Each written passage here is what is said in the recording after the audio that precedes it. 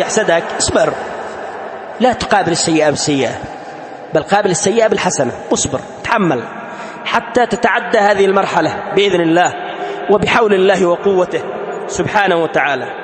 ما أجمل ما قيل: اصبر على حسد الحسود فإن صبرك قاتله، النار تأكل بعضها إن لم تجد ما تأكله. لهذا تجد الحساد الحسود كأنه بين جهنم، الحاسد بين جهنم، في جسمه جهنم، يريد يخرج ما في جسمه، حسود.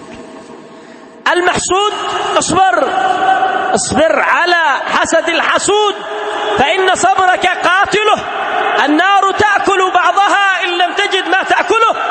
نوصيك بالصبر، نوصيك بالاستعاذة بالله من شره، استعذ بالله من شر الحاسد. قال الله: ومن شر حاسد إذا حسد، استعذ بالله من شره، قل أعوذ بالله من شرك. كما تستعذ من الشيطان الرجيم استعذ من الحاسد، من الشيطان ومن الحاسدين ومن الذين تخاف منهم، استعذ بالله منهم.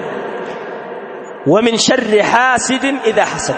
أيضا أوصي المحسود بالتوكل على الله والثقة بالله، توكل على الله، ثق بالله، سل الله الثبات، سل الله من فضله سبحانه وتعالى.